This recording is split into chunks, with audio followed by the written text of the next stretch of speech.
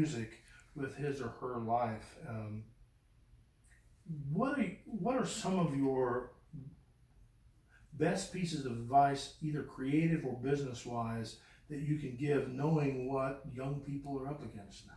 Enrique, you want to take that first? Yeah, first of all, for any musician, I would advise forget about these little toys. You're talking about the technology? Yeah, Okay. forget about those. Those are when you grow up.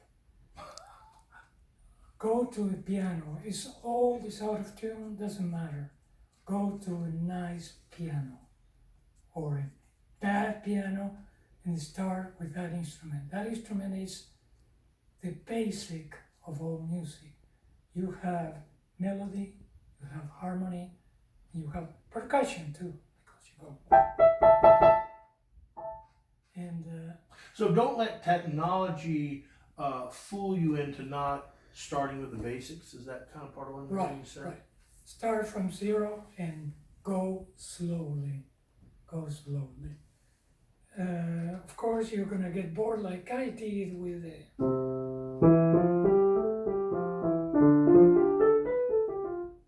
And I got bored, and I told my mother after 6 years of piano, sell that instrument. I don't want it. Did you really? Yeah. Yeah. But my mother said, no, you will be back, and I did.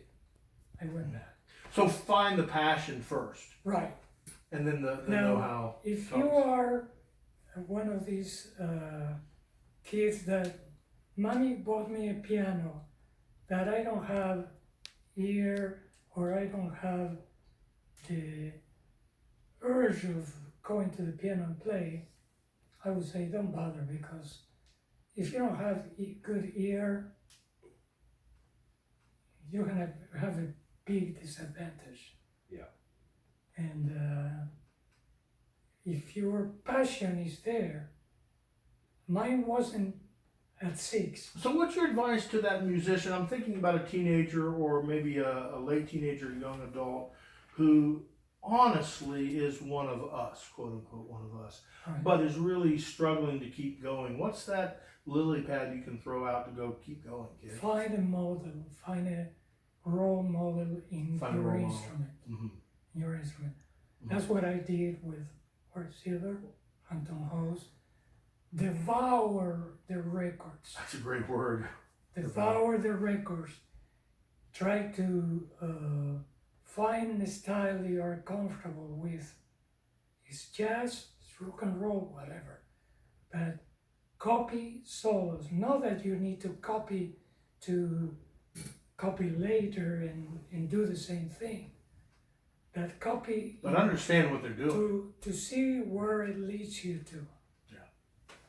Ron, what would you say to, again, we're talking about, I'm thinking about the kid who is, again, one of us, quote unquote, who is bitten by the bug lifelong, but with today's obstacles, whether it's technology or the fact that now, especially in COVID times, playing live, monetizing music, that whole argument that says, you know, why would you do this? What's your piece of advice for that kid?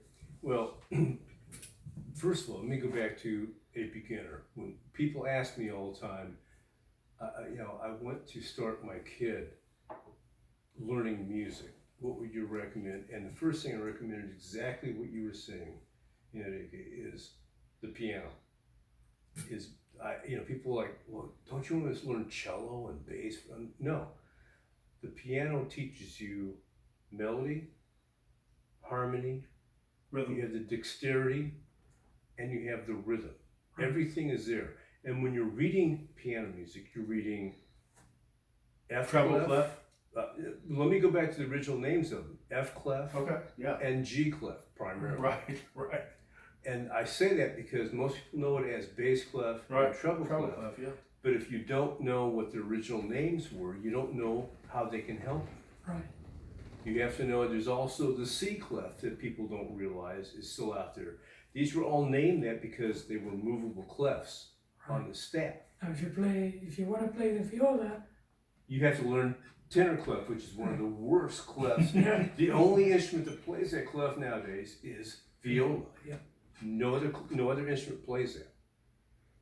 So it's kind of archaic, but at the same time, you understand when it's built. So you start with an instrument that lets you understand melody, harmony, rhythm. It shows you, you know, all the things you need to know. So one of the things I'm hearing from both of you, obviously, is get to know an instrument, your instrument, from a technical standpoint. Learn it, devour it, as you said, Enrique. Let me ask you this though, Ron, from a emotional, creative headspace, there are a lot of reasons not to be an artist. There are more reasons not to be an artist than to be an artist, unfortunately. When young people that are listening to this run into that, as they inevitably will, the many reasons not to do it, what's your antidote to that? You don't give up. Don't give up. If you're feeling something, you need to share that with others. If it's that strong in you, it'll be that strong in someone else too. Someone's going to get it. Someone will understand, will receive it and understand it and get it. You may not become a huge international success. You mentioned Nancy Griffith. She had a kind of a small, medium-sized cult following. She had a built-in audience always. She did. But she reached those people. It was a built-in. Any album she put out was going to be devoured. I love that term, by the way. Was going to be listened to and understood, and people would love it. Yeah. So you're not headlining. You're not. So don't measure yourself by these false. Don't. That's the biggest problem I think people have is comparing. When you compare, you're going to always lose. Be you. Be you. Right. Also, we're going back to the piano. After you do your piano, you understand what it's about. You can become a trumpet player, but you're going to have an unbelievable advantage. Because you started it. Right.